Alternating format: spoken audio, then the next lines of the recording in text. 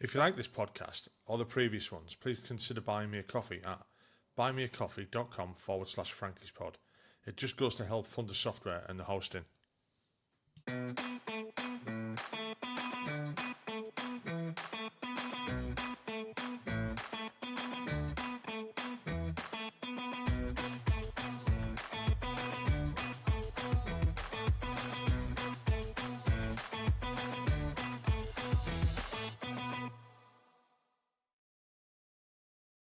Hi, welcome back to the podcast.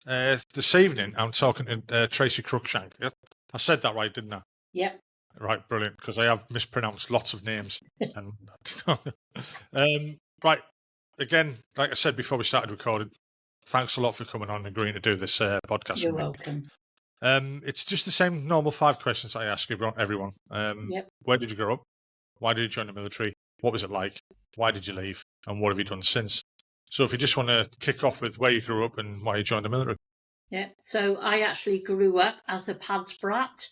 So for those that don't know what it is, my father was in the military. So I was born in a little village called Nantiglow in South Wales. And then I spent till the age of 18 travelling around the military with my dad, who was in the Royal Regiment of Wales. So most of my life I grew up in Germany. Yeah. And then at the age of 14, I found it hard going from different military school to military school. So I then asked to go to boarding school, which I did, which was St. David's Ursuline Convent in Brecon, which is what the regiment used. And I hated it. Absolutely hated it. Why? Because they were very cruel. Like when people say that the military is very regimental and, institutionalized, then you haven't been with a bunch of nuns. Right, okay. I was not a Catholic, but we went to chapel as soon as we got up and was washed and dressed at 8 o'clock. We went to chapel. We done half hour of prayer. Then you went for breakfast. Now, this was early 80s, late 70s, early 80s, and we'd leave the milk out overnight when we put it up for supper. So you had yoghurt on your cereal, and they were very much what you put on your plate you had to eat. Then we done school. Very different world. Yeah, completely different. Because, people were starving in different countries. I shan't say what my reply was, but it was put it in an envelope. With a stamp on it. So I never had much of a relationship with my dad because he was always away in the military. Yeah. So I kind of hated the military for that bit, which is really bizarre because when my dad then left in 1983, we moved to Abergavenny when my parents bought a house, and my dad done 5 years extra at Courtacloughlin Army Camp, which everyone that sort of like comes to our area knows the Brecon Beacon, Senny Bridge and Courtacloughlin. And me and my friend in summer holidays were going down to Newport, and the army were doing a Cape tour, which is keeping the army in the public's eye. So we had the Argyll and Sutherland Highlanders all in their kilts, their best kit.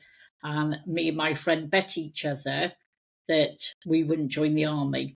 It was 50 quid. So that was a lot of money. Yeah, in bloody hell it was. 1987, and I said, well, I'll have a bit of that. So I joined the military. So did she. She lasted 6 months, and I'd done 10 years. She won twice. Yeah. Did she ever give you the 50 quid? No. Well, if you listen to this, you still owe her 50 quid. Yeah, Julia Harris. So I then joined, went for my selection, and I quite enjoyed it, even though, like, I hated my dad for being in it. It kind of gave you a sense of family. I hated basic training. Looking back, we did have a laugh, but at the time I hated it because you'd be Well, it's not there to be enjoyed, really. It's no. to knock you down and build you up. Yeah, which looking back, I think is a fantastic thing. And if the military was the military that I joined, would I rejoin again? Oh yeah, definitely, without a shadow of a doubt. And So just go back a bit to growing up and moving around, and you said yeah, you couldn't handle the change in schools and stuff like that.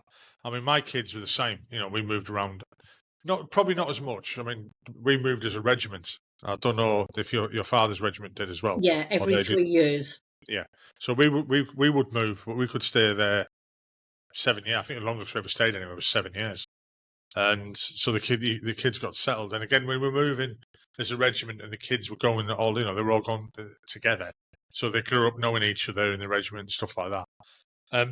But I spoke to a girl, or a lady, when I started doing the recordings, and I asked for, I've asked for a volunteer, the Pads Brat to come on and do it. And I asked her about, moving in schools and stuff like that, and she said that was the worst thing about Yeah, it all.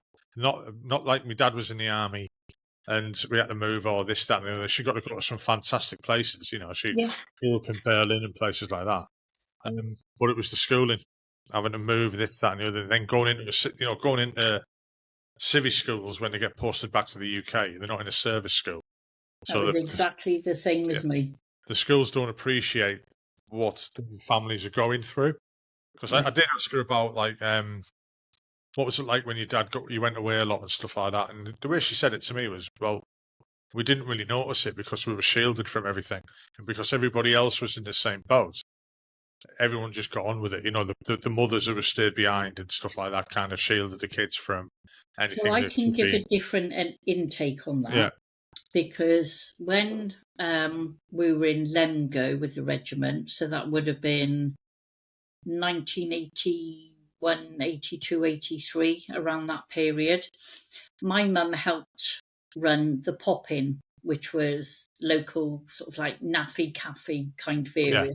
So that when the wives came into camp or to the doctors or the shops, they got to see their husbands.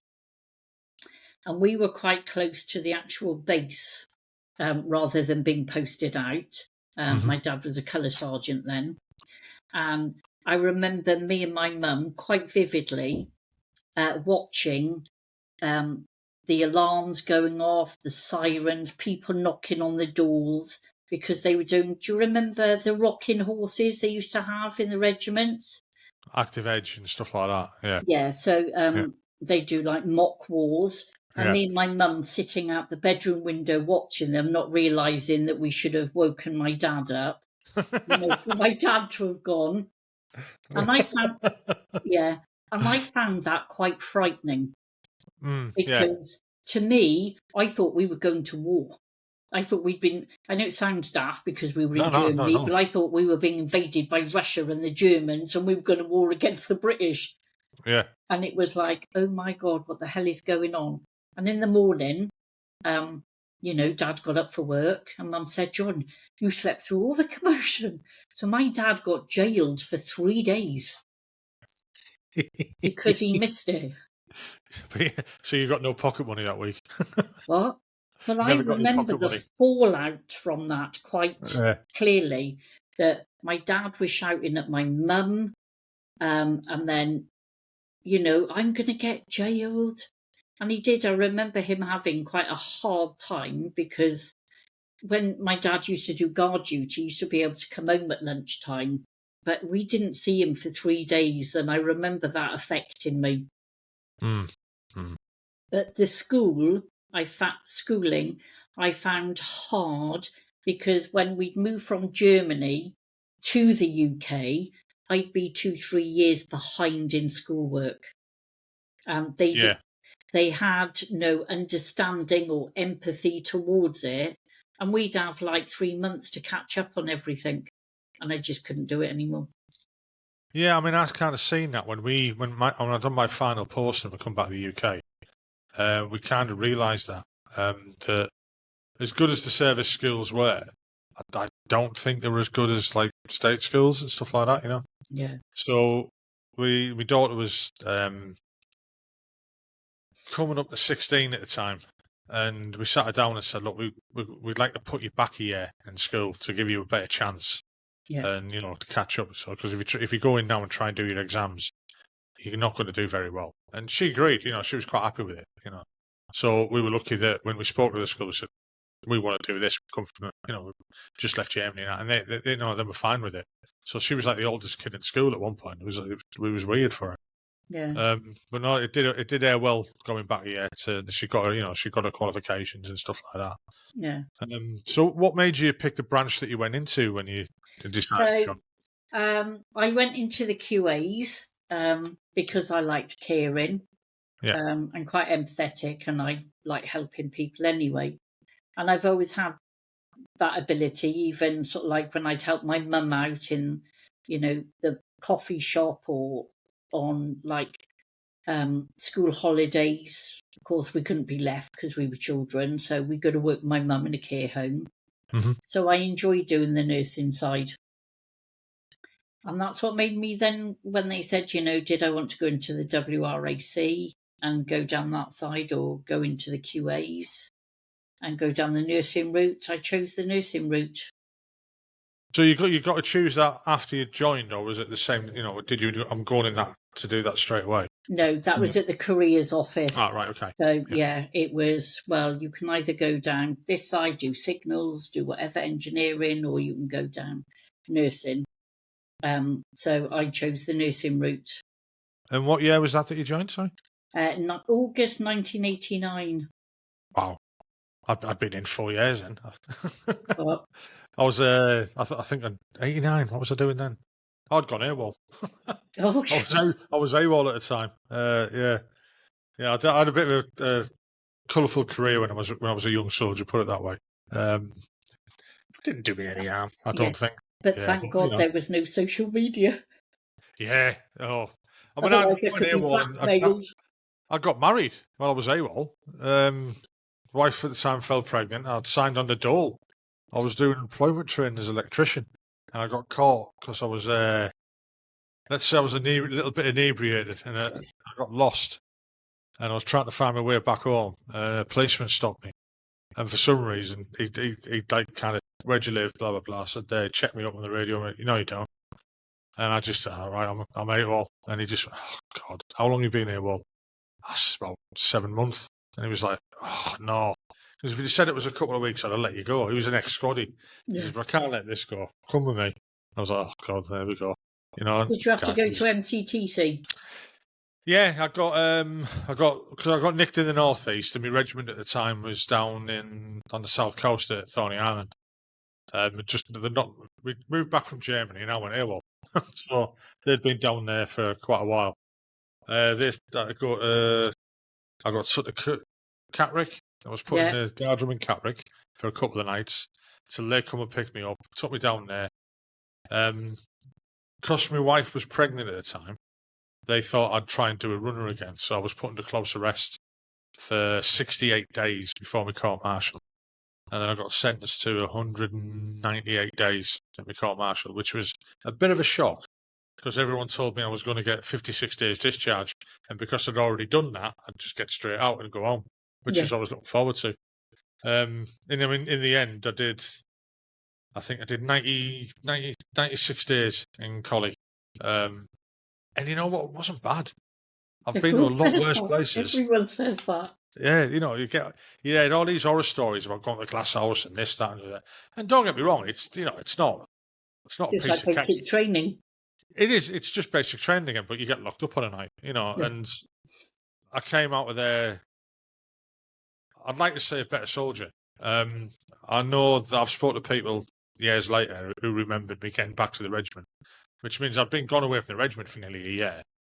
And when I turned back up, half of them couldn't recognise me, so I lost that much weight, and stuff like that. And it had changed me. It really had. I mean, being married and having a kid, that changes you as well. It calms you down. It calmed me down, I wouldn't say a lot, but a bit. I didn't get into trouble as much as I used to. I still did, though. You just weren't caught. Well, I think people just give up. They just went, oh, it's only him. He doesn't mean to hurt anyone, type of thing. But I used to get away with quite a lot. Always admit what you've done, especially in the army. You just admit it. And Yeah, then it's half easier. the time they're that shocked that you've told the truth that they can't deal with it and let you get away with it. Yeah. Depending on what you've done. But that was the last time I'd really got into trouble. It did me good later on that when the first round of redundancies come in, I should have qualified, but because I'd been AWOL and Nick, I had a load of unreckonable service, so I didn't qualify for the redundancy, so I ended up staying in. If they'd have got redundancy, I'd have been out like a shot. Yeah. But I mean, I ended up doing 27 years in the end. Oh my You know, God. Glutton for yeah, punishment. yeah. I mean, I didn't get very far in the rank structure. I got out as a full screw, but I had a good time. I enjoyed it, and I didn't miss it when I first got out. It's only like recently that I've started. I mean, I missed it because you miss the camaraderie, you miss Yeah. not just the social life, but the structure. That took me a while to get used to the Yeah. The chaos that's in this structure, industry. the security. Yeah, and civvies are weird. Oh You know, God, aren't they just? yeah, it's They're a different breed altogether. well, I mean, I'd like to spin that the other way around. We're the different breed. They're the normal Yeah. people. We're not. It's just that supposed to be able to fit into We're their world. unique. Yeah, but and some of us can't fit into their world. Some people do. They I have no don't fit issues in at a all. box. I don't fit in a box. So, what was it like once you'd finished training? Then, did you go Well, to basic training? You got a nurse's training. yeah. So basic training we done at Aldershot. Yeah, That was an experience because then we got introduced to the paras. yeah, yeah, Um, and we only done 6 weeks, so we didn't do as long as like you lot did, the blokes or yeah. the WRAC. And then we went up to Catterick then to do our trade training. So we were at the Duchess of Kent Military Hospital. And I'm sorry for everyone else listening, but I hated Catterick. The Really? I hospital, mean, I've never been itself, posted there, so I couldn't give a comment on it. the hospital itself, I liked the accommodation. Well, it is what it is. But the whole time I was up there, it snowed. And Ugh. it's in the middle of nowhere. Yeah, it is. I mean, I know the hospital because I had an operation on me. I had shin splints, Oh, compartment God, syndrome. yeah. I had it for years, and they just kept saying, "Right, you're overweight. Here's some Brufen. It'll be Yeah. all right, fine." And then got posted to Germany, and they went, "Actually, you've had this 10 years it had gone on." And I ended up having to go back, and it was Catterick Hospital. I got the operation done. I think it was not long before it all closed and everything. Yeah, when was that? That'd have been around about 99, 98, 99. They ended up getting, I think it closed not long after that. Yeah. Kind of. Yeah. So, Probably the hospital seemed all right. It's an yeah, hospital like to I me. say, I love the hospital. Yeah. I loved everything. Just Catterick itself was bloody freezing. It snowed the whole time. You lived in the Brecons. It's bloody raining all the time. Yeah, I didn't expect it. Do you know what? The weather was worse in Catterick than it was in Abergavenny. Hey, it could have been worse. You could have been up at Otterburn. That's got its own weather system Oh, completely. God, yeah, I know. Yeah. Yeah. It's like somebody's got a thermostat and it's, they're in green. Turn that down. Yeah. Turn the rain up. Type of thing. It's just, I mean, I live not that far from there now. It's about Yeah. 40 minutes, half-hour drive, really. And I took the kids up there, the grandkids, a few months back, and went for a drive out. And it was weird as I was driving up that road, I was seeing things that I hadn't seen for a long time. Like, recognise that. And I was like shrinking into my seat. I know you're like, yeah, just kiss it. Well, it's funny that you say that because my daughter had a friend come over from Belgium. And of course, everyone knows the Brecon Beacons, Pen of Anne. So we took him on. He said, I'd like to walk it. So we parked up by the Story Arms. And he said, is that it? And I went, no, that's where the civvies start and walk up. I said, but the mountain starts all the way down there. And he's going, what? I said, it's all the way down there, down past that reservoir, past the... And he went, so why are people only walking sort of like from here? I said, they're civilians, love. I mean, when I did junior leaders, Yeah. like 1985, and part of the adventure training side of it, and they took us up the fan dance, walked up Penny Fan, Yeah, and I'm walking up, and it's like false crests, isn't it? I know. So you'd be like, oh no, it's, the top's on it. Oh no, it's not. Oh, another one. And we had like full kit on, and it was killing it, the young lads and that. And there was people walking past us with the dogs. I You're just know. like, what the hell? What are you doing? Oh, morning. What? What's going on here? And they And look as people fresh running and as stuff. You're just like, daisy, bimbling. yeah, you're just like, what the hell's going on? Yeah. So what was it actually like training as a nurse then? Fun, nerve-wracking, and scary. So the reason being, I didn't do much training before I got sent to the Gulf. Right. Okay. So I got to my posting, which is BMH Rintel out in Germany, in January 1990. And then in the October, we got sent out to the Gulf. Well, we got sent to Satan Camp first in Chester Yeah. to do our training. And now I understand why it's called Satan Camp. Yeah, I've never been there, but I have heard quite a few stories about it. So I broke my ankle and continued to do my pre-Gulf training on crutches.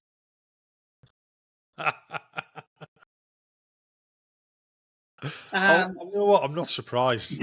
No, really not surprised. I went to see the medic who said, usual brufen, tubing grip. And after a while I thought, nah, there's something wrong. And they gave me compression bandage to put on. And then told me to wear boots and not trainers. Helpful. So to support the ankle. Yeah. Well, of course, when QA's done their training, we were allowed to wear trainers and not boots. And the fun thing is it was like all NBC training.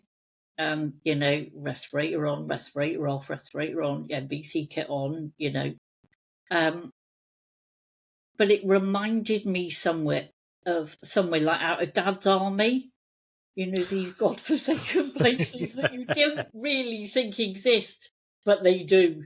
Yeah, I don't think there's many of them left, but I always thought Walcott was like that. I only went there once, and I just thought this is weird. I mean, some of the camps in Wales were like that as well. Yeah, they still are. And then deploying to the Gulf. Sorry, we won't jump that far ahead yet. Go on. Yeah. So we then got sent home end of November, beginning of December. Yeah. To come home for R&R before we went out to the Gulf. So I had to ring, because of course I lived in Abergavenny. I said, look, we've been given a week's R&R to come home. And my mum was like, oh my God, they're still sending you and you're on crutches, with your Bergen and that. So I'm like, yeah, it is what it is. Come home, and I remember having a phone call on my mum's landline to say that we were called back to Germany. And I can't remember the timeline, but I remember the timeline being impossible, because living in Abergavenny, and we had to fly from, now I can't remember if it was Heathrow or Gatwick, but I want to say it was Heathrow, but I might be wrong. So don't quote me on that. It was one of those two. And there was no way I would have made the timeline with trains or even a car. Yeah. So my dad, being ex-military, rang the local police station. And I got blue lighted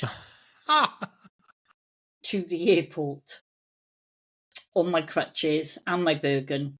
And we went back to Germany. I'll tell you what, I bet that was mint. It was absolutely amazing. I bet it was. The blue lights were on, and everybody moved out the way. And I didn't have to get arrested to have a free lift. Yeah, I'm not going that way. Yeah, I've had free lifts before. Yeah. Luckily they weren't blue lighted though. Yeah, and they were lovely, because we had to pull into one of the services, and I can't pronounce it properly. It's Newbury Services, Cheverley, on that sort of like M4 bit. I was in my military kit, and blue light. I went in, and they picked us up at McDonald's, and I sat in the passenger seat and was blue lighted. So yeah, I have got photos to prove it if anyone wants proof. And then it was, I think it was New Year's Eve, because we were called, because BMH Rintel, Iserlohn or Munster, I can't remember which was, and Hanover, we all went out to make 3-2 Field Hospital. Was that Al Jabail? No, that was 3-3. Oh no, it was Al Jabail, near Hafr Albertine. Yeah, near Blackadder Camp. No, that was when all the BCRs went, was that big, huge camp near Camp 4 in Al Jabail. No, that was 3-3. Right, okay. Well, I've had experience with them that was a bit weird. Yeah, so did I. By a matron. Yeah, I will tell this one. I don't think I've told this one before. Go on then. So we were there as BCRs, and I got deployed as a casualty replacement to go up to another regiment, and the rest of the battery was with. They'd gone out for a range day, and there was 3 of us left. So we had to meet up on the parade square on the vehicle park, and there was the big American buses, school buses, the yellow ones. There was one of them there, and we were loading the Bergens on top of it, and I had my legs wrapped around the railing at the top, and I was leaning over doing the bags, and it snapped. And I fell off and landed on my elbow. So it shattered my elbow. I was agony. I've never felt nothing like it before. But I ended up going down to the field hospital. And this matron come up and said, right, undo your combat jacket. And I was like, no.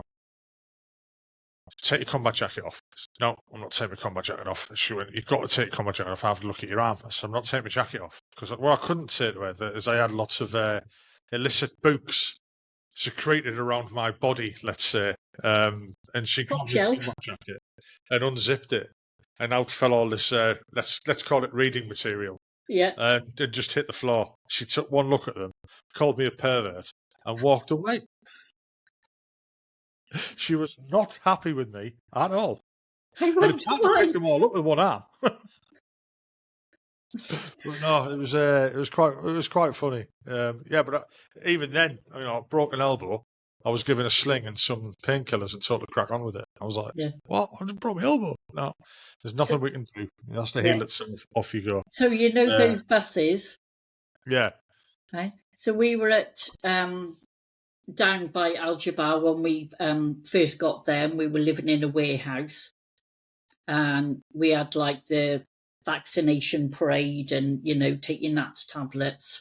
Yeah. And I had a reaction and my throat started to close.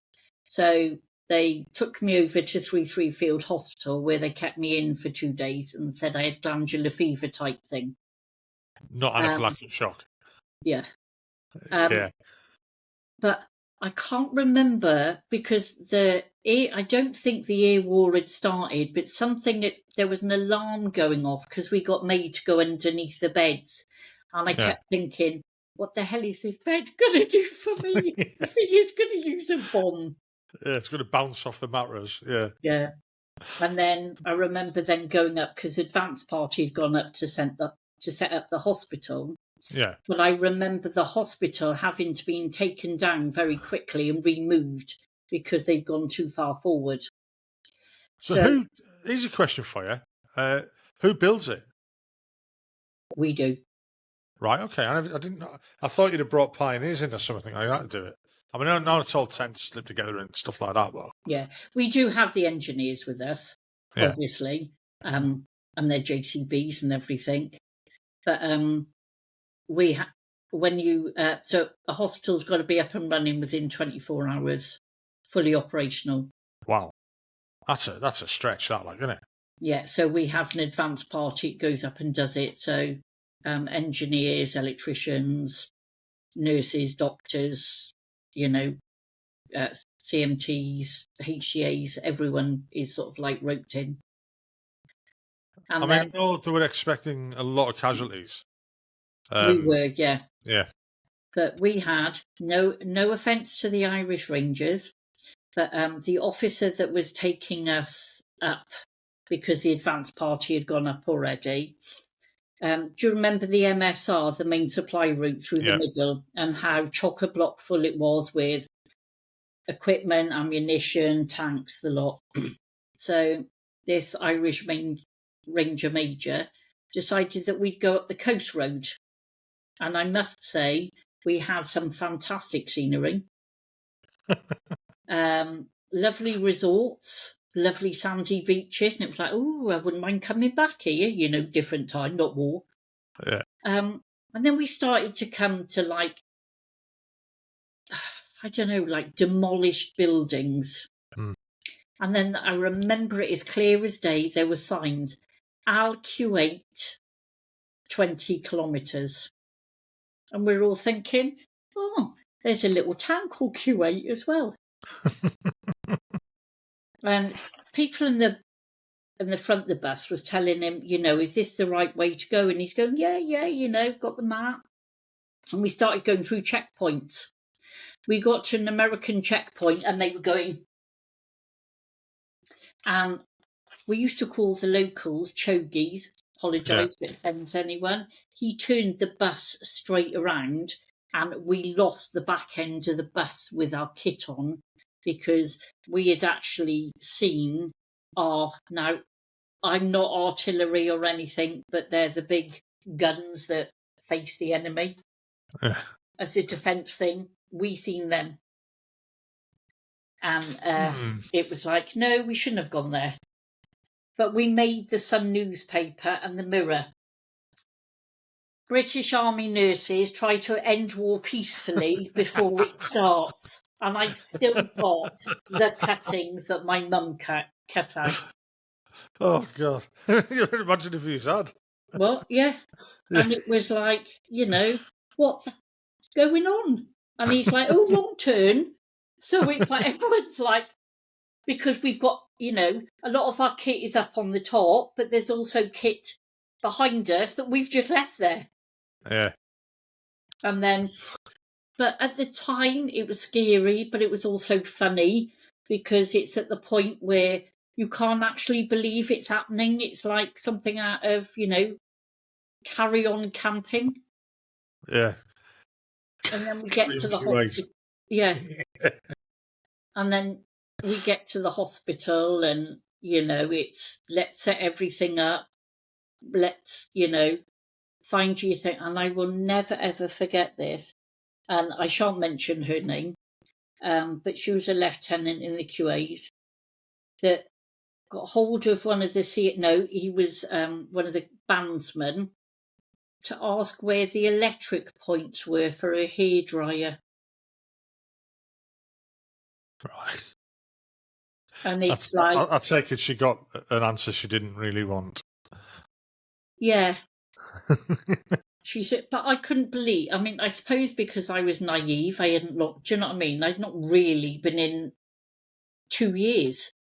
Yeah. And there's me sort of like shipped out. So I'd never seen anything like it. So when people say to you, do you want to go camping? Rough camping, that's glamping to us. Yeah. But they came with full makeup on and I'm like, really? Perfume? And the perfume kept setting off the Naiad, which was hilarious because it was respirator on, respirator off, respirator on, respirator off. The beep horns going off. But our claim to fame is Kate Adie came to 32 Hospital. Yeah, in the middle of one attacks, and she was held, not gunpoint, but as in, you can't come in because we're on lockdown. Yeah. I mean, I've met her twice in my career. Once in the Gulf and once in Bosnia. and you just see her coming. And it's the old adage, it's the old, like, the modern myth or the military myth, where she only turns up where there's going to be trouble. It's as Yeah, if she knows. She's like Wolfgang, she knew yeah. where everybody was. God. And then I remember being given money for your water. Yeah, that was mad, wasn't it?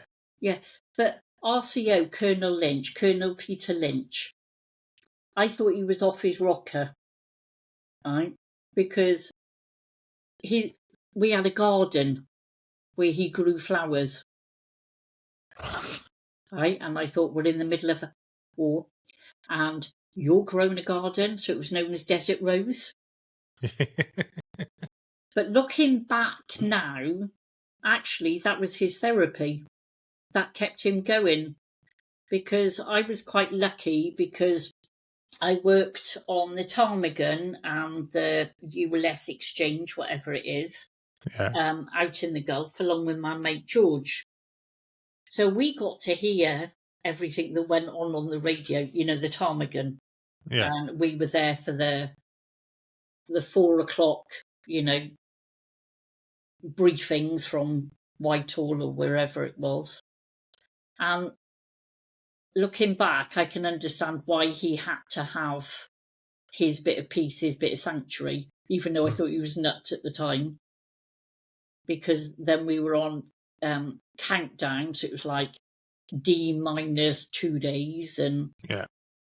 But I remember, now this is, yes, hold my hands up, typical QA, I can't read a map. And we had to get, we had to get the war had started, right? And I remember being so afraid because the alarms kept going off, and I was frightened, and I'd be a liar if I said I wasn't. So I slept most nights in my NBC suit with my respirator on. Something similar. Remember I said I broke my elbow? Yeah. Right, it was my right arm. I'm right-handed, so I couldn't put my respirator on. I get people that help me put it on, and they'd be, you know what it was like. The scuds, the alarms going off, and every 5 minutes they were going off, and having it done in NBC gear and stuff like that. But because I couldn't get my respirator on myself, somebody had to help me. I had to sleep in a casualty bag of a night time. That's not nice. You just fucking lay there with this perspex like screen being above in a body bag. It's exactly like being in a body bag. I've never been in one, but I'd imagine it is. Yeah. Everyone else thought it was hilarious, absolutely hilarious. They'd zip me up and push me off the bed, the bed off the cot. Yeah. We went and got all the cots off the Yanks, swapping them for jumpers and stuff like that, because the British gear was crap as usual.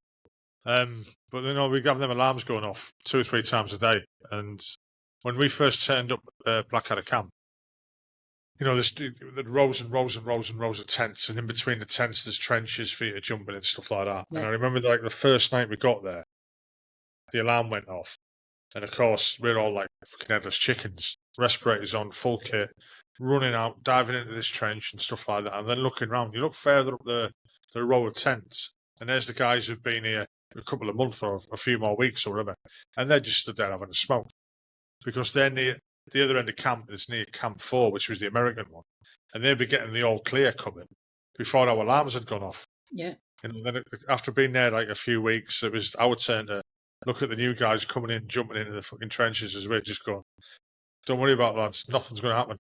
And then there was one night where the alarm went off and everyone was sat in the tent, and we were looking around and nobody moved.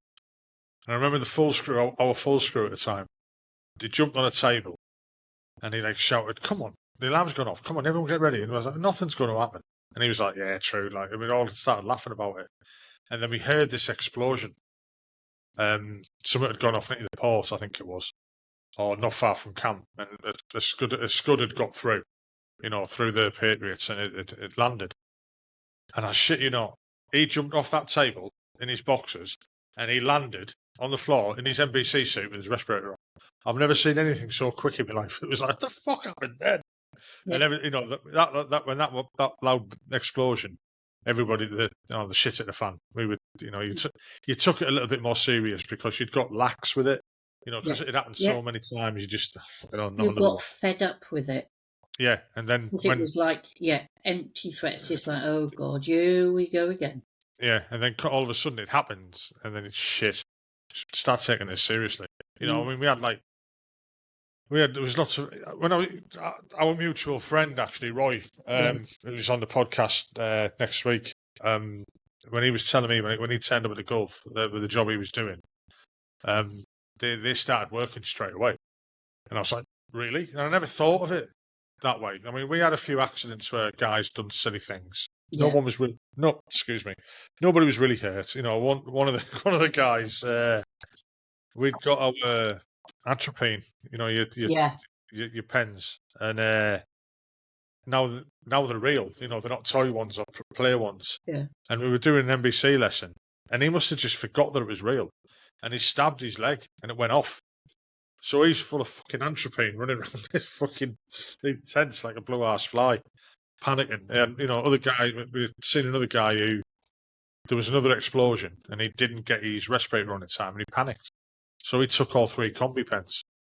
And we were like, what the fuck are you doing? You know, and he was like, you know, he got took off and brought back a few hours later or a couple of days later or whatever like that. So there was daft little accidents like that. But it was when Roy was saying, no, they started working straight away with the morgue parties and stuff like that. That before the war kicked off, there was people dying left, right, and centre through natural causes, through accidents. That was kept covered. Yeah, you know, I mean, I didn't appreciate it even all these years later. You know, you don't. I mean, you do. You hear of people die. You know, in just normal military times, not in war. You know, and training exercises. Through natural causes, through accidents and stuff like that. But you just forget about that.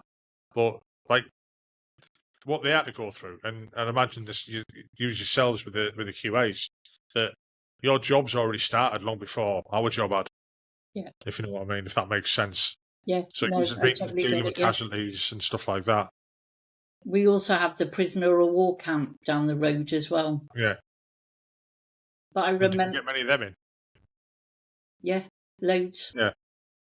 I remember going on a telephone run with one of the posties. Mick, his name was Mick the postie. So we were in a 4-tonner going down, and we'd taken the wrong turning on this desert road, well, bit of desert, and there was 12 kids, I want to say, they weren't that old, that just dropped their weapons and went, we love British. And we're like, what are we meant to do with these now? You know? Yeah, just go over there. Who are they? And it was like, oh my God, really? They're kids. Yeah.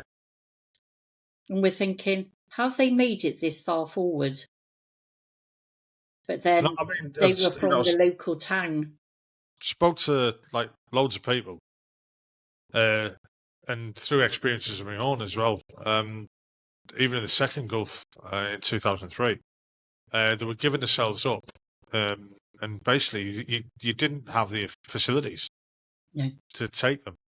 You know, and you were just saying, right, just keep on going. None of them had weapons and stuff like that. Yeah. You know, they were asking for food. But if you think, right, they just come out of the Iraq-Iran war. Yeah. 10 years. So they didn't want, most of them didn't want to fight. They were threatened. Yeah. And I imagine it would have been the same on Optelic as well. Yeah. Although I think there was a bit, that was a bit different because we were invading their country and stuff like that. But, the whether the rights and wrongs, obviously people have their own opinions on it and stuff like that. And, obviously first Gulf War, rightly so, we were there and doing our job. Whether we went about it the right way, I don't know. I think we did. I don't recall any massive uproar of anything happening. Apart from, I'd consider what happened on the Basel Road as bad. Yeah. I really would. When I went to see the aftermath of that, the smell of that has never ever left me. No, I can imagine. It hasn't me, and some of the sites haven't. Yeah. Some of the sites were surreal. I found them funny at the time. Yeah, no, I get it. Picking a boot up and somebody's foot was in it. And it's just like, what the fucking hell? And like But throwing it away. that's our coping mechanisms. Yeah, yeah. Because I just thought that, rightly or wrongly, well, I at the time I didn't think that much about it, but all these years later, I've thought about it quite a lot, and I think a lot of people died on that road that probably shouldn't have. They were escaping. They were trying to get home. All right, there was a war on and stuff like that, and there was vehicles that were on. There was armor, there was military vehicles, there was stuff like that. It's a threat. But a lot of the vehicles I seen weren't military. They were civilian. Yeah, they were civilian. And I think it's kind of wrong that it happened. And I understand why it did. And again, later on, we ended up in Kuwait City in the embassy. We were guarding the embassy, and we were speaking to. There was loads of expats that stayed there all the way through it. They came down the embassy to say hello and stuff like that. They had a dinner night. It was great. And we ended up going out with one of them because we were on guard the night they had the dinner night for the expats. And a couple of the expats had come to our battery commander and said, them guys were on guard. They've missed out. Can we come down and take them to our house, basically, for a piss up? And he agreed, and we were like, get in. So there was like 4 of us that went out, basically, for a jolly around Kuwait City and ended up going to this guy's house. A local guy, a Kuwaiti guy. And we were talking to him, and we didn't appreciate the shit that they'd gone through with the Iraqis. And we were saying, oh, well, tell us about it. And then he started telling us stories of what had happened to his neighbours, what had happened to kids, and the way it's dragging people out on the street and killing them. Yeah. And I mean, one of the funniest things he told me, and even he laughed, was some Iraqis had watched a bloke go up to a cash machine in a wall and take money out. And they'd what's that? That's amazing. You know what I mean? So they went up and started pressing buttons and nothing come out. So they got frustrated with it, stood back and opened up on it and just shot it to bits to try and get the money out of it. They didn't realise what it was, They're not backwards or anything like that. It's not that backward a country. It's just that they lived out in the desert. They didn't see stuff like this. And they were stealing everything, and there was atrocities that happened that were caused by the Iraqis. And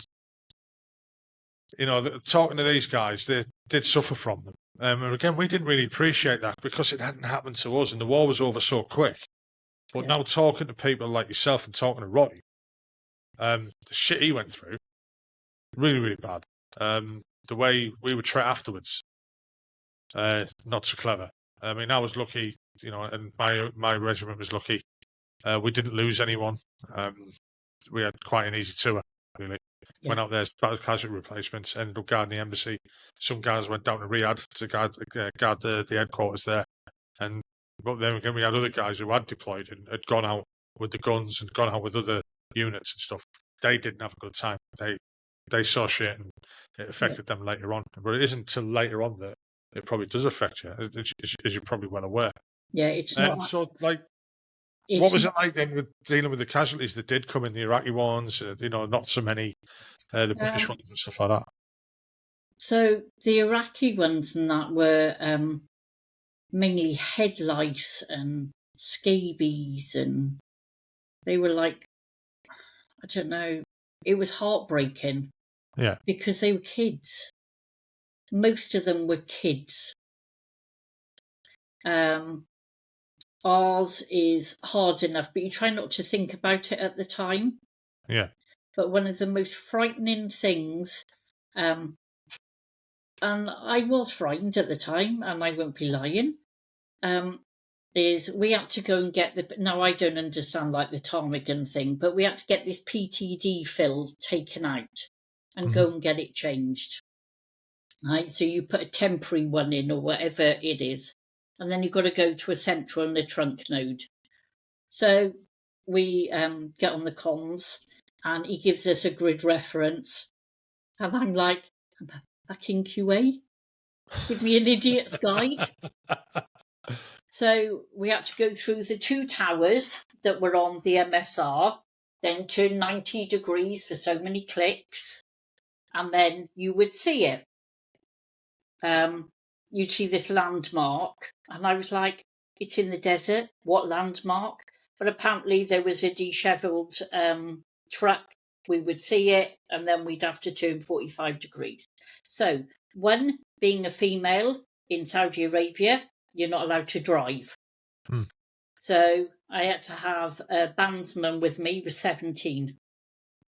Also, being a QA, I'm non-combatant, so we have to have a guardsman with us.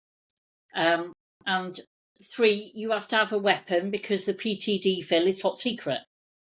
So I had an empty pistol, right, and a whistle. So off we go, as cocky as anything.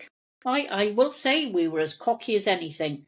We go through, goes direction, right? What should have been a 45-minute there and back, 3 hours later, we're stuck in a sandstorm. Said to the guys, well, there's no point going anywhere, you can't see anything, so just have a fag. Took a fag anyway. We spotted this sort of like set up a bit further over, so we headed towards it. It was an American checkpoint. They'd been donned up in their full NBC kit for 45 minutes. And I remember thinking, oh my God, we're dead. We're dead. And so did the guardsman. And I mean, I'm laughing, but it's... Right, no, I can laugh about it now. And I remember the one guy said, oh my God, I'm a virgin. And I said, well, I fucking ain't. But it's like... And then we couldn't go anywhere because we were too traumatised to do anything. And then I was like, oh, God, we've got to get this done. So this American soldier then said to us, they're now moving. They're on the move. What do you mean they're on the move? Well, they're on the move. Yeah. So where are they going? Where's my grid reference? Yeah, they were going through the breach. Right. Yeah, so we had to go and follow to go and get this bloody thing done. And I'm like, oh my God. So we eventually get back. Everyone's been like looking for us. So there's panic stations when we get back. Where have you been? And it's like, well, we got lost. Right? And they go, but it's funny when you say it to people, they go, well, did you take photos? We didn't have mobile phones. Yeah. Right? What do you want me to take a photo with? You took your big camera, didn't you? Polaroid, Instamatic. But then I remember another time sitting out sunbathing and watching the Scud and the Patriot take each other out. And it's like, oh, that's cool. And then realise then what all this dust stuff is that's coming down above you. Yeah. I mean, I know he never fired any, chemical weapons, but we were also scared about the fuel. The fuel was carcinogenic, or we were told it was, so there was all sorts out there to destroy us. I think, I call it like 4 days of madness almost, that we were very, very lucky that we lost so few guys. Yeah. It is what it is, really. There was, as Roy's story from, that'll be out next week. His story opened my eyes to. It's all right for us, but it's not all right for them. There was lots of them killed, and it is sad when you think back of it. Now not being in the military and have time to reflect on it. They're not the enemy. They're just on the other side. They're doing their jobs just like we were. Yeah, they're just doing their job. Yeah. And at the time, you've got to take it. They are the enemy, and you don't kill them, they'll kill you. Yeah. So you kill them. That's where we were lucky being nurses, because we don't have any political views or religious views. We're not meant to. Yeah. And we treat the enemy like we treat our own, which we did. The only thing that griped me afterwards is they didn't do the same for us. No. But then that goes to show them their qualities and not ours. Yeah, well, it's some of the conversations I've had at work with some of the young lads. They're on about like Ukraine at the moment, and they're saying, there must be war atrocities going on left, right, and centre. I says, well, there will be. I says, not everyone in the world, not every country has signed up the Geneva Convention, and it all depends what you call a war atrocity. War is war. War is, we're there to seek the enemy and destroy them, not to make them cups of tea, not to sing Kumbaya, give them a hug. We're there to kill them. They're there to kill us. We stick within the Geneva Convention, mostly. Things are going to happen. Things always happen that will push the boundaries, and it's come out, even from Iraq and Afghanistan, the boundaries were stepped over on certain things. Yeah. But other countries don't sign up for the same beliefs that we have, or the same conventions. Sorry, I wouldn't even call it a belief, because it's just human nature anyway. The Geneva Convention isn't an alien concept. It's humanity. That don't do this, don't do that, don't rape, don't pillage, don't thieve, don't murder. Killing someone in a war is not murder. Logically it is, but it's war, so you're not. Yeah, and it's quite funny that, like you say that, because we went to do a medical stock-up run to 39 Heavy Regiment. Yeah. And it was like, do you want to go? Oh, yeah, it's a day out. Because at the time, it was real, but it wasn't real. Yeah. And that's the only way I can explain it. And like you say, now, when you look back, it's like, oh, my God. Yeah. And we'd go past in the vehicles and the children would be out in the streets wanting chocolate and boiled sweets that come out of our ration packs. We couldn't wait to get rid of them. To them, it was like gold. And to see their faces smiling. And then I remember going up the Basra Road and thinking, oh, my God, these lads have really got it rough, because I don't know what I was expecting. I mean, I know they were roughing it, but one guy was having a shower and his mate literally had a colander over the top, with huge bottles of water having a shower. And I thought, God, I thought we were roughing it. Because I did. And it was like, oh, my God. And then, we got to talk to some of the lads and they were all geared up. And then the next time I went up the Basra Road was afterwards. Yeah. And there are sights and smells that will haunt me for the rest of my life. And one of the worst ones, and I'm sorry, but he was an American soldier, picked up a femur from a person and went, I'll take this home for Rover. And I have never, ever got that through the years of therapy that I've had. I can't get that image out of my mind. It was like it was a trophy. Yeah, but is that not the dark humour? That is the yeah. That that is the dark humour, and that's what gets gets us through things. Yeah. Again, you mentioned earlier, it's doing stuff like that. I'm not guilty of it being that bad, but it might have. I wouldn't say similar, but you kind of ignore the humanity of it sometimes, and that's it. Treat it with I wouldn't say contempt, but you treat it like jovially, and it is. It's your coping mechanism. Yeah, it's funny because out of all of it, and I mean, I saw some horrendous stuff. That was one of the main things that I still now. It stuck with me. Yeah. And I mean, yes, we took. People took bandages and trophies. That's kind of what the human race kind of does. Doesn't mean we agree with it or everything, but that was one of the things that sort of stuck with me. Yeah. And especially over time. I mean, over time and with therapy and things, you kind of learn to sort of distance yourself, and you can logify it. Yeah. But that bit, I've never been able to sit right with. But I'll tell you something else that will make you laugh. So we were on dry rations, typical army rations, but the Yeah. patients were all on fresh food. Jammy buggers. Yeah.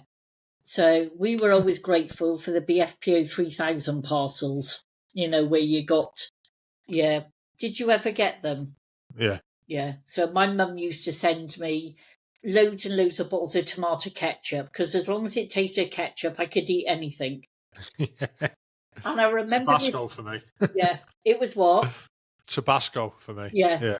And I remember this big bottle of Brecon spring water. And the RSM said to me, "Oh, Webby, I haven't had that for a long time." Opened the bottle, it was all bloody vodka. I was like, "Oh my God." But he didn't say anything. I got away with it. He just confiscated it. We had guys whose parents had sent them out some very expensive whiskey in shampoo bottles. Yeah, we But done that. they hadn't washed the shampoo bottles out properly, so you couldn't fucking drink it anyway. We did though. Yeah. And another thing was we had the Gurkhas with us as well, God bless them. Yeah. And one of the Gurkhas, one of the riflemen asked me over to, their mess. And I was like, no, it's okay. I know, like, oh, no, Mamse, come. So I eventually went over and I was like, the curry was really nice because it's spicy. It's not like Indian curry. I know it's a funny thing to say. And I thought, God, they've got fresh meat. And I was going, meat? And he was going, yes, Mamse, fresh meat. And I went, well, where you get fresh meat? And it was like, I couldn't get enough of this curry. And he said, you eat curry, have more. And then I was going, where it come from? And he went, see? And I was going, what? So we went over the bund, our boundaries, and there was desert sheep. And I was like, oh my God, I've just bloody eaten one. But I've loved Gurkha curry ever since. But it was like... So if anything, that's come out of it all. Yeah. But I made friends for life and we still, you still kept in touch. But so what was the close down from the Gulf like for you then? And returning home? Well, we left everything there. Really? Yeah. All our kit. The only thing we took was our NBC kit, Bergens and everything. We left the locals. Oh, I did take my American camp cot, which I swapped for my berry, because he thought I said a Kuwait berry and not a Kuwait berry. God, we just swapped loads of jumpers for them. They were coming into camp and we were saying we need cots, and they were like, well, we need trailers, and our boss was like, well, you can have one of them trailers from over there. They weren't ours. There was just loads of trailers parked up, so they just reversed the Humvee up and took a load of trailers out. We got a load of cots, and we were like, nice one. Yeah. On orders like a couple of nights later, where's all the trailers gone? Don't know what you're on about. There was lots of that. There was lots of horse trading going on. Yeah. So what was after the Gulf then for you? So we came back from the Gulf and sent back to our light regiment's hospital. And when I got back, my unit wasn't expecting us, so I had to sleep on my best mate's floor, which happened to be the Sunday that the German public do their emergency sirens. I remember just jumping up and putting my NBC kit on and shouting gas, gas, gas. And she's going, "You're in Germany, Webby, you're in Germany." And I'm like, oh, okay. So I stayed out till 1993 in Wintel. That was the best posting of my life. I thoroughly enjoyed Germany. But I grew up in Germany, so I knew the area. Yeah. Then I went from there to Woolwich. I remember the nurses in Hanover, and because we went far from there, they had some good parties. Like, yeah, I know. There was. I did a stint in Hanover Hospital. Did you? Yeah, I wouldn't say much to my embarrassment, but I knew I was going to get into shit for something, right? And to get out of it, I went to the doctor and said, "I've got a drink problem." And because I was always pissed. I was a young squaddy in Germany, always getting in trouble being pissed. So I told him I had a drink problem. I was like 18, and he was like, right, we'll get you signed up. Next thing I know, I'm in fucking Hanover on the fucking on the P wing, on the drying out in there. And I'm like, what the fuck am I doing here? It was mental. And I'm on this ward. We're doing this course. I think we were there maybe 3 weeks, maybe 4 weeks. It was an interesting course. Don't get me wrong. I learned quite a lot. It never worked. The night I got out, I got pissed. But again, I think me and there was a couple of lads they were there for the same reason. We didn't have a fucking problem. We were there just for a skive type of thing. Yeah.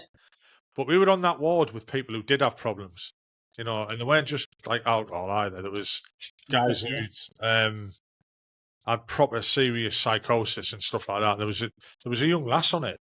She was a Padsbrat, and she had issues. I think that she'd been abused or wherever.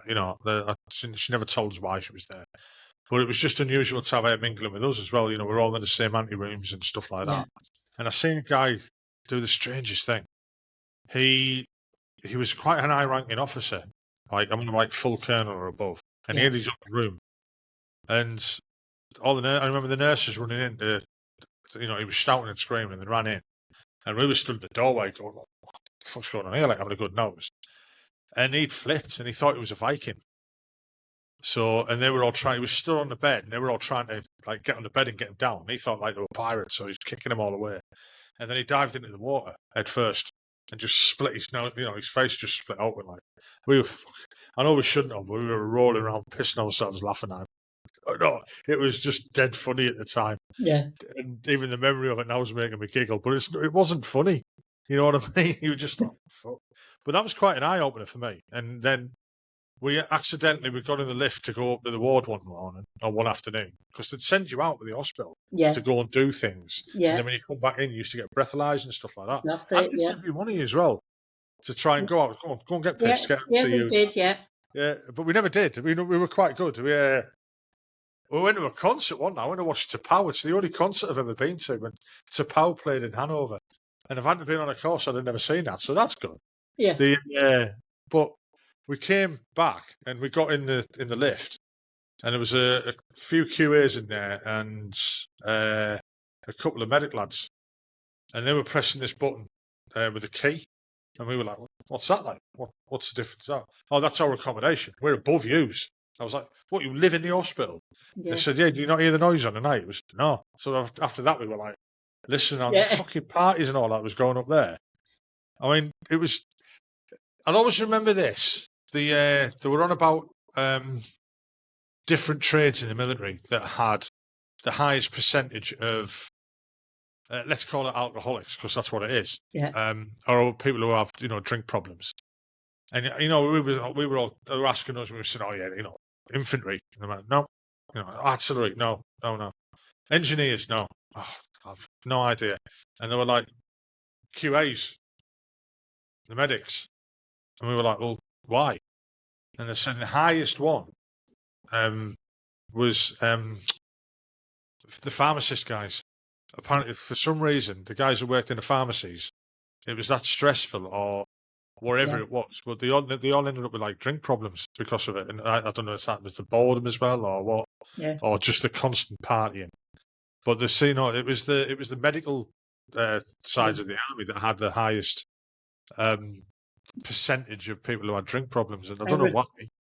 I remember being in Woolwich, and I worked on Ward 7 and 8, which is orthopaedics and rehab, my favourite ward. And I had to go and cover a couple of shifts on Ward 5 and Ward 6, which is psyche and the alcohol and drug rehabilitation. And I thought, well, I know you lot. I go drinking with you lot. What bloody hell are you doing in, you wimps? And like their COs had, sent them in for rehab. And I thought, I can drink you under the table and carry you home. And then I thought, oh my God. And it was like doing like the group therapy where we'd have to sit in with, and thought, oh my God, I better give up drinking. So I did. Yeah, it's like, I mean, I got out of there. And like I say again, I only went there for a skive. Yeah. Yeah. And I got back to the block. I got back to the regiment, and it was Friday afternoon, and everyone had knocked off early. So I walked into the accommodation, went back to my room, and wondered where everybody was. So I walked in one of the lads' room, and all sat there with yellow handbags. And I said, "Oh yeah, no, Frankie's back. Frankie's back. Yeah. Do you want a beer?" And I'm going, "No, don't want a beer. No, I've just got out of hospital because of it. I don't want a beer." And that was it. Everyone was trying to get beer down us, and I was like, "No, not having a beer." And I walked out the room, went back to my room. I had a plan. I had a plan. Okay. So I went straight up to the Battery Bar as soon as it opened and walked in, and of course everyone's there. And oh, do you want a beer? I was like, "Fucking yes, I do." And I had a free night. Thank you very much. It made no difference to me whatsoever. But there was in them times in the army, beer was everything. You'd get rewarded. Yeah. You'd get rewarded with a crate of beer. Yeah. And it was later on in my time in the army that you realised that they'd knocked that on the head. And for good reasons as well. Really, there was far too much of a drinking culture. There was far too much illness. That's the wrong word. There was far too much stuff that was caused by heavy drinking. Yeah. People ended up in hospital through fighting, whatever. Abuse. Bullying. Wednesday afternoons, because that's your sports afternoons. Friday, Saturday, and Sundays we used to dread. Yeah, because they'd all end up coming in. Yeah, and so it wasn't mainly a Friday night. It was sort of like 7 o'clock on a Saturday morning. It'd be like, "Oh, you sobered up now, have you?" Yeah. Yeah, and now you feel the pain. But no, looking back, looking back, if I could do it all over again, would I? Yeah, without a shadow of a doubt. Would I join today's? No. Well, it's because I've done different. Yeah, so through doing these podcasts now, I've spoken to lots and lots of obviously veterans. Yeah. And they're all of the same opinion. It was always harder in my day and stuff like this. And it was. Training was harder in them days because training was different. I've interviewed guys who are 80-year-old and talking about their training, and I'm thinking, well, it's not that much different to what it was like when I was in, or when I, my training. Obviously, certain things were a bit more stricter and stuff like that. The training now is different. It's not. I wouldn't say it wasn't brutal for us. I mean, it might have seemed it, but I don't think it was. I was very lucky that the troop sergeants I had for a year, all three of them were really, really good guys. Yeah, and I did as well. They trained us brilliantly. But training now is different. It's different people who are joining the army, and it's the old adage of like the social mobility. You get guys coming from the rough council estates, join the army, make themselves better. And again, I've seen that. I've seen guys do that. I've spoken to lots of people who it's happened for them. And I've had arguments on social media with other guys who were saying, you try to recruit and this from the dregs of society. Well, yeah, we do, because they're the ones that are going to be not easy to train, but they've got more motivation. They're rough, they're tough. They're you're training people to kill people. We're not training people to sell ice cream on a seafront. We're training people to be able to kill other people. In the end, that is our job. Yeah. And we don't want namby-pambies, but modern society now is different than what it was when we were young.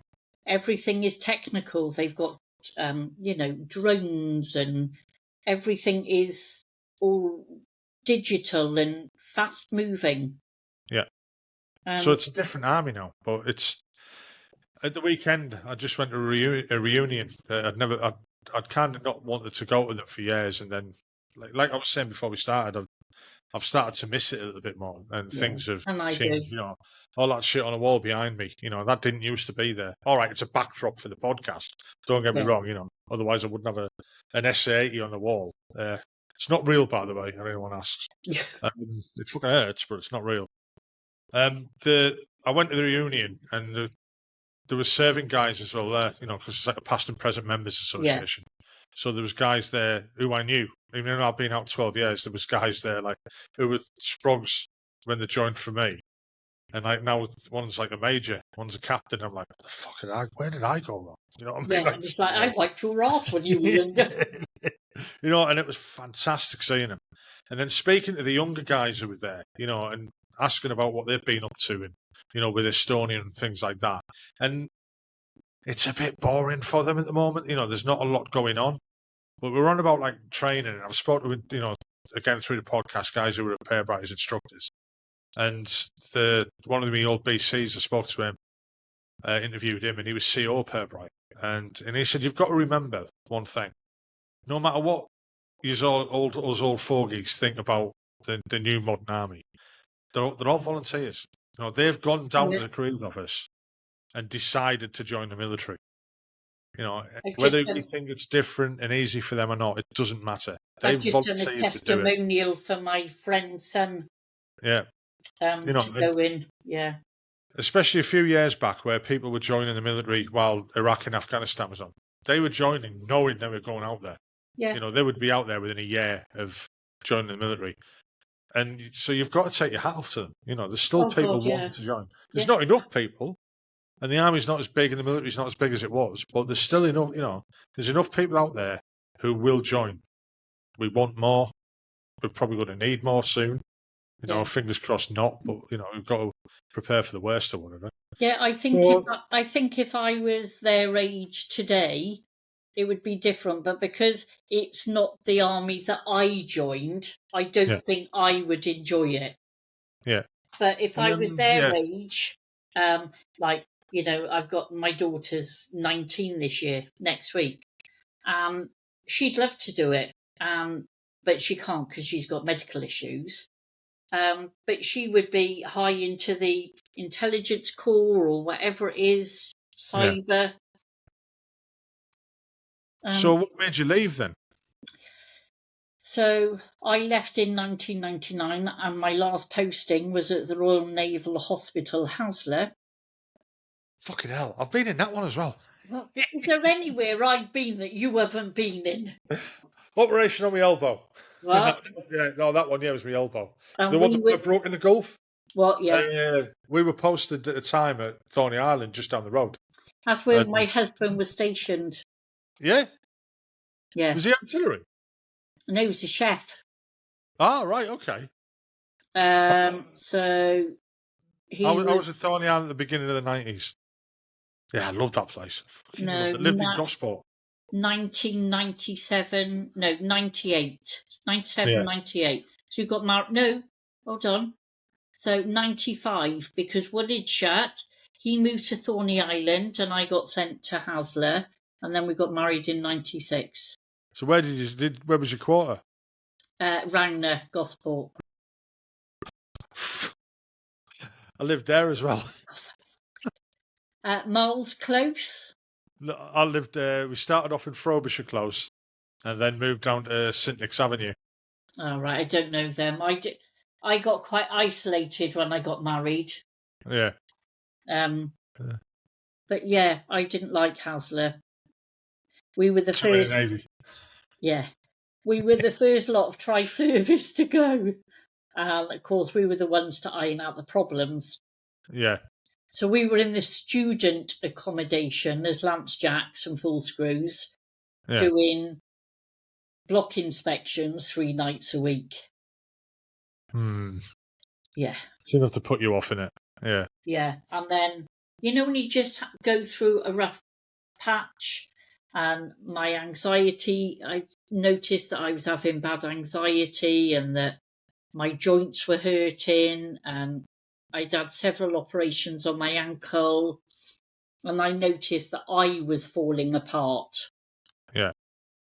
And then it just took this naval officer to give me a load of lip, and I gave him a load of lip back and called him back. And I went and signed off. And then I then done 6 months on the sick with depression, anxiety, panic attacks. Done my resettlement, come out. How did you find that, the resettlement and the transition into Civvy Street and that? Crap. Was that because there was no help from anyone, or? Yeah, yeah. Nobody wanted to help. It was like, get her out as quick as possible. I went to Tidworth on a resettlement course for 3 days, Friday, Saturday, Sunday, doing my IOSH health and safety. And that was all I had as resettlement. All I had is I didn't have any help to transition into Civvy Street. It was because I went out on the sick, if you see what I mean. Yeah. There was no help there. I hear that a lot through these. A lot of people have suffered the transition into Civvy Street. Some people haven't. I found it hard. It caused issues with me in my marriage later on. Yeah. It attributed to me not gelling well with being in Civvy Street, and all of a sudden I found that I didn't want to leave the house. I didn't want to. I could go to work. I could go shopping, stuff like that. Things with a purpose. But I stopped going out to for meals. Stopped going out with the missus for a drink and stuff like that. She'd be going, "Come on, we'll go next door," and I'm like, "No, I'd rather just be here." I felt as though I didn't fit in. Yeah, so I had a job lined up, which then fell through because of the anxiety and things. So I didn't work for a year, and then I went and worked for the local NHS hospital, Neville Hall. I'd done 2 years on the ward, and then I started having chest problems, which I thought I was having a heart attack, but I wasn't. Again, it was or mental health. And then I went to my GP, and then they admitted me. I went involuntary for 6 weeks into our local mental health hospital, and then stayed under them for 20 years while they helped sort me out. So were you married when you left as well? Or? Yeah, I was married. So he was at Thorney Island. Yeah. And then when we got, just after we got married, 48 hours before we were getting married, he was still in Bosnia. Yeah. He was meant to be on a flight the week before. Yeah. But they kept delaying it, and then we got married on the Saturday, and they flew him back. They flew him to Northern Ireland on the Monday, and all his colonel kept saying is, "Oh, but you understand because you're in the military." And I felt he took the piss because I was in the military. Yeah, they don't give a shit. No, they really don't. I mean, some of them do. I mean, most of the guys I've worked with are a bit lucky that they did. But there's still a lot of people out there, and a lot of people serving now who really don't care. So it's career. It's a career, and that's the way. And of course, being in Wales, courage does not cover us. Yeah, it's the NHS work. I think the NHS works differently there, doesn't it? Yeah, we don't. Yeah. The only help that is here is Veterans NHS Wales. Yeah. And that is not equipped for the amount of veterans and military that we have. I mean, I must admit, Op Courage, because I've experienced it recently, for me, worked really, really well. Like, really, really well. I was seen very quickly. I knew something was wrong, and I've, if anyone listens to these podcasts, I'm telling this story again. I'm sorry, but because I've mentioned it quite a few times, I ended up getting panic attacks or anxiety attacks. Never had them before in my life. Didn't understand what was happening. I knew why it was happening, but I didn't understand what was happening. I thought I was going to have an heart attack. Yeah, horrible. You do, yeah. Yeah, I literally. It started at a certain time and it stopped at a certain time while something else in my life was happening. Yeah. And I went and seen the nurse because I was getting blood tests getting done for me diabetes, and I just mentioned to her and said, "What do you do about seeing someone about mental health?" And I think she was a bit taken aback. She was a healthcare assistant, really, and I think she was just a bit taken aback by the question. And she basically looked at me and said, "Well, you just fill a form in online." And that annoyed me, really annoyed me, that someone is stood in front of you asking for help.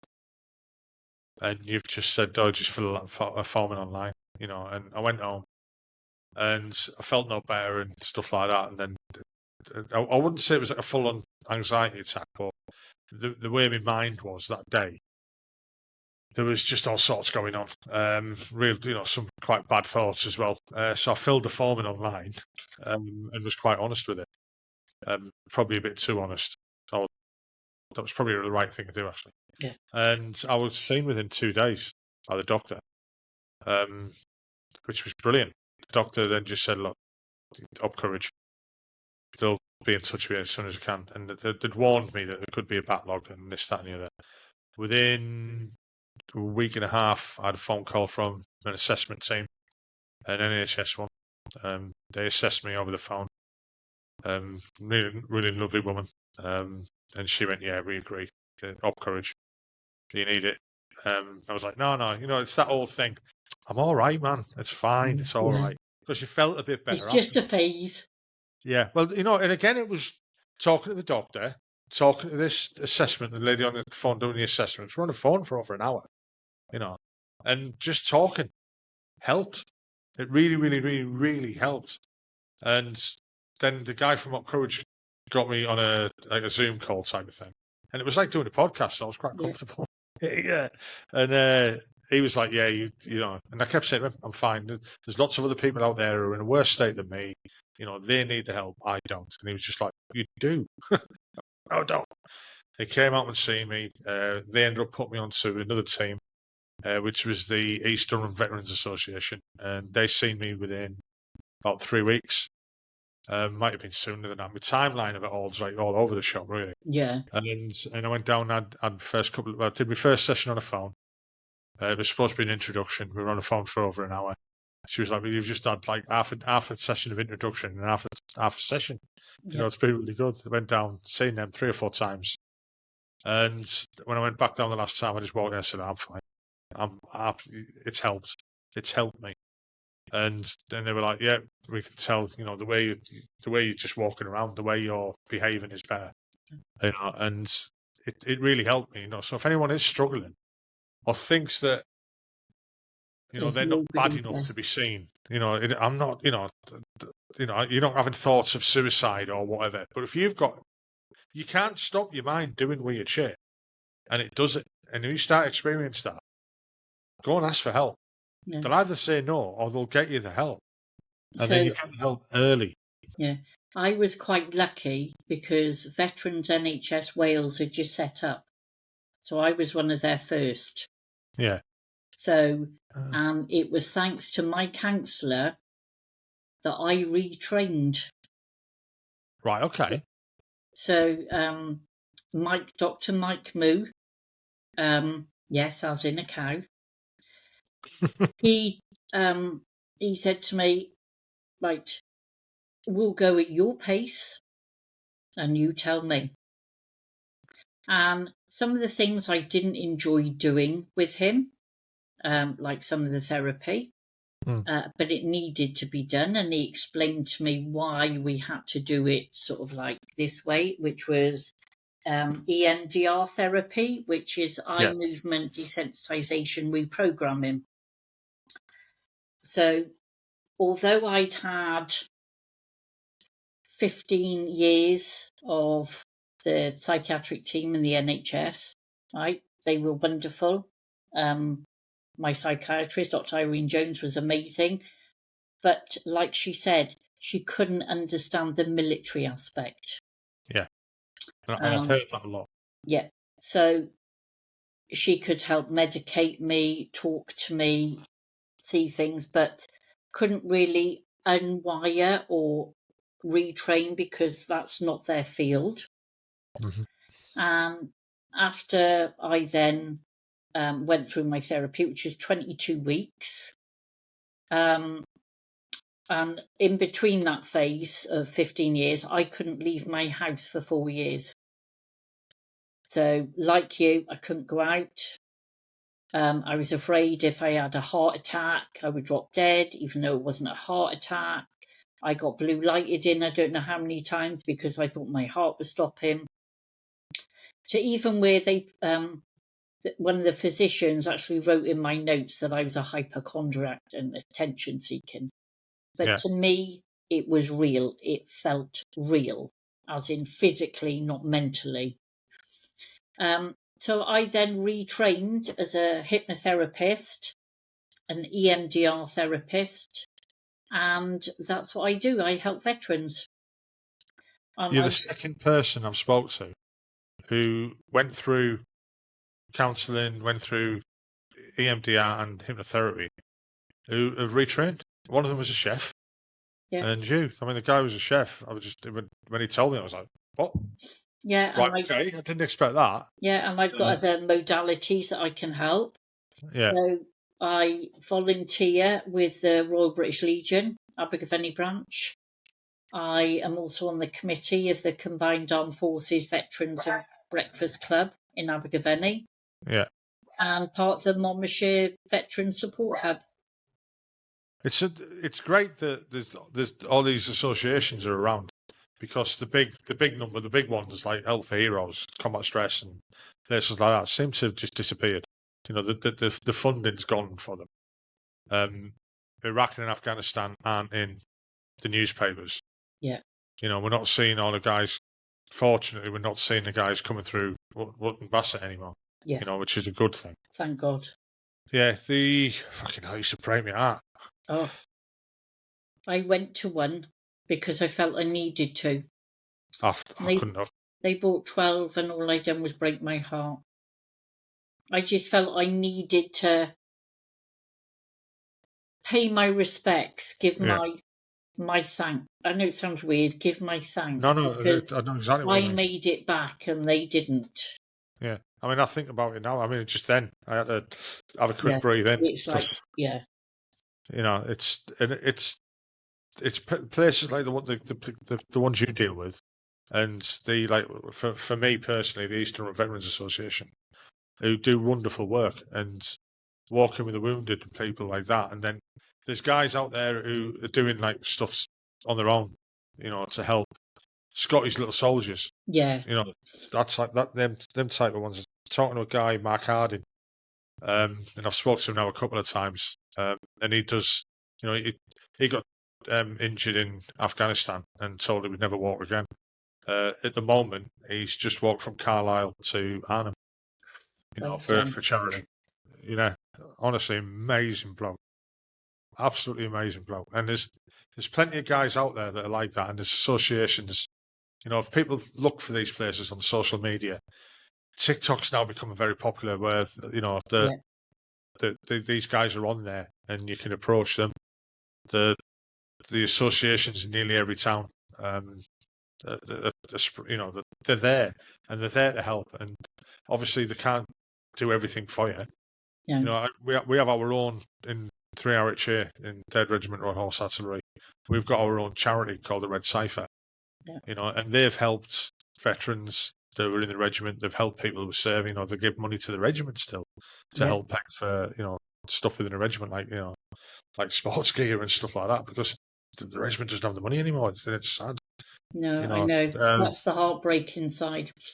But the good thing is, it's been interesting to see, and there's people there that are going to help, you know, and it's like for yourself. I mean, we mentioned before you started recording about the Gulf Veterans Association that you're a member of. And again, I mean, I was speaking to as it turns out, you know, people wouldn't have known this, and I didn't know before, but we know some of the same people. Yeah, you know, it's like, you know, we've lived in the same houses, we've been in the same hospitals. I know. Was it fate that we should have met? You know what I mean? Yeah. Yeah. When I was talking to Roy, you know, he was on about how he's formed that one. Do you want to give us a little talk about that? So I wasn't part of the forming group, the Justice for Veterans. Yeah, right. That was with Gavin Roberts. But in the last 2-3 years, I helped form and run the WhatsApp group. So we have 3 different pages that come underneath. One is the Plymouth group, because quite a few of us and some civilian friends, supporters, went down to get to have words and prove a point to the Veterans Minister, who is now the ex-Veterans Minister. We also have a chat group, so the lads and lasses, anything they want to ask, there's somebody on there 24 hours a day. And we also have a live feed, so things are going through the courts at the moment, so we can't openly discuss that, but lawyers are in place and cases are going through court at the moment, and these are the test cases that will then open the doorway for everybody else. Yeah.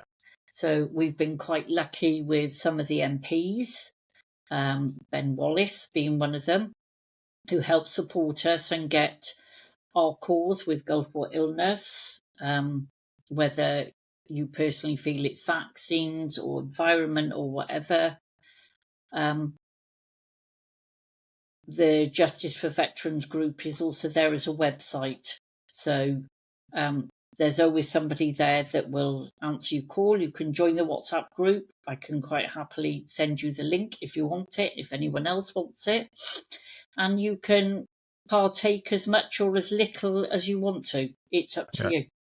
There's no pressure on it.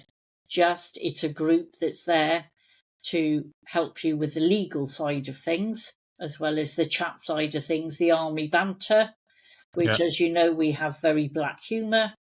So, yeah, that's what it's there for. I mean, touching on that about Gulf War Syndrome, Gulf War illness. Yeah. It was always like conspiracy theory to me to start with.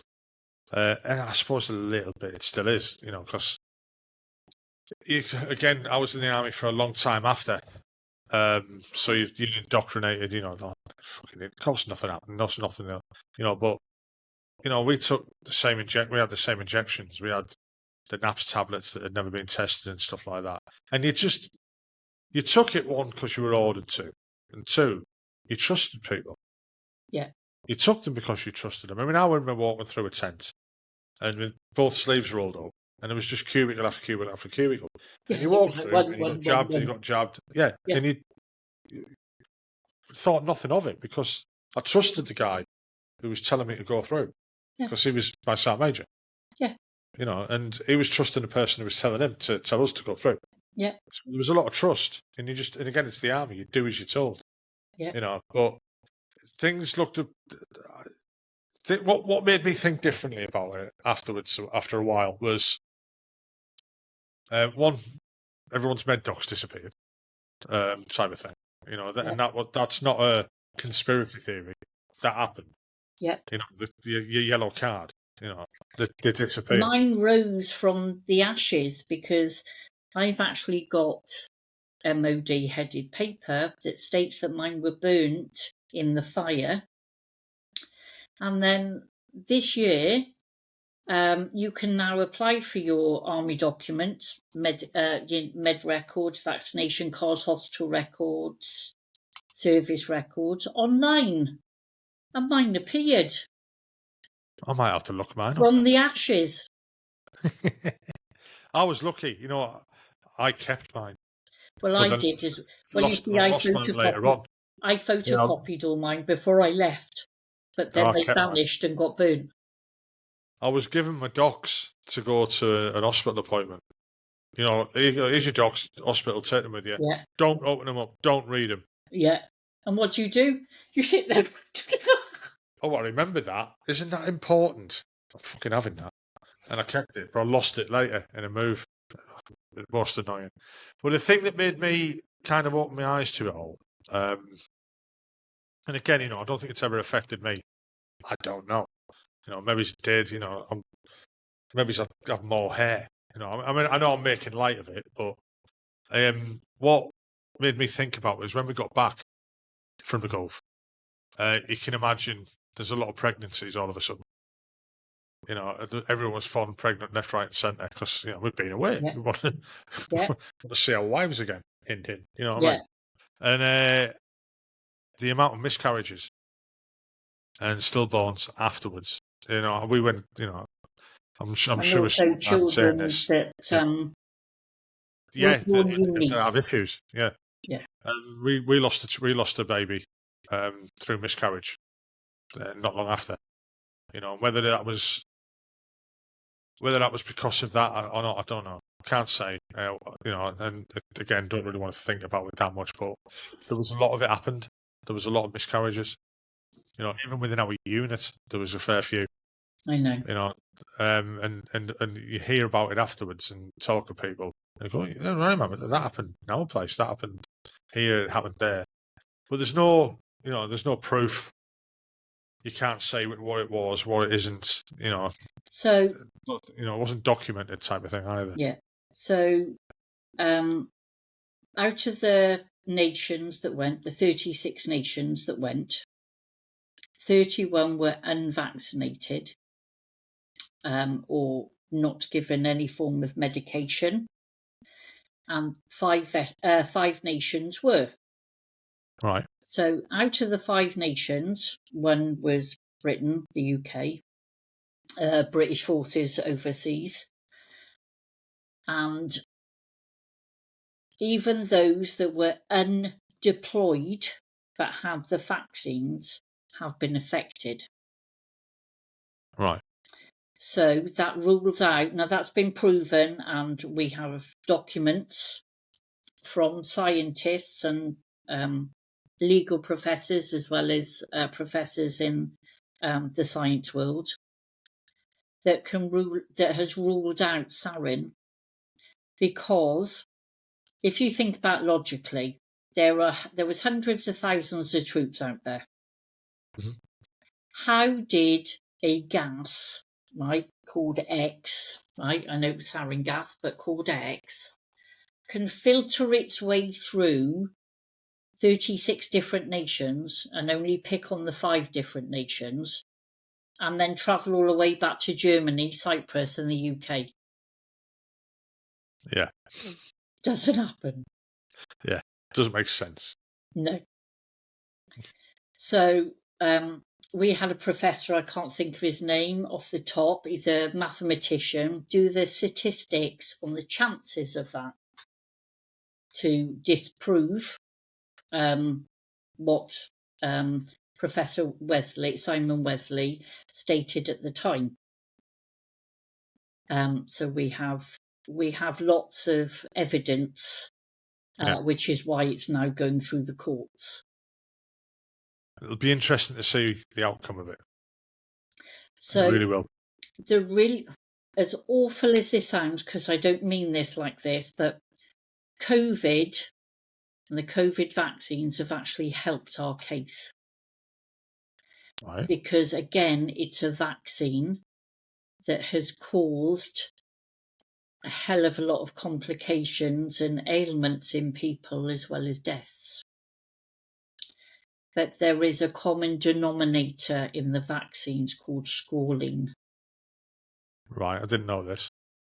And squalene is one of the adjuvants, so it is put in with so an adjuvant means it's mixed up to help the chemical compound, which is why there's a huge COVID codeine vaccine inquiry. So that has helped our case. Right, okay. I mean, it's be interesting to see the outcome of that one as well. I mean, I know quite a few people who refused to have the vaccine. I had it. I wasn't going to take the chance, but I had the first 2. Yeah, I've only had the first 2. I didn't go for the third. No. Just like I'd caught COVID, and it just made me want to sleep. I didn't have a bad chest or a bad head or anything like that. Now, my friend, bless her, who's a civilian, had 5 COVID injections, and she's had COVID 14 times.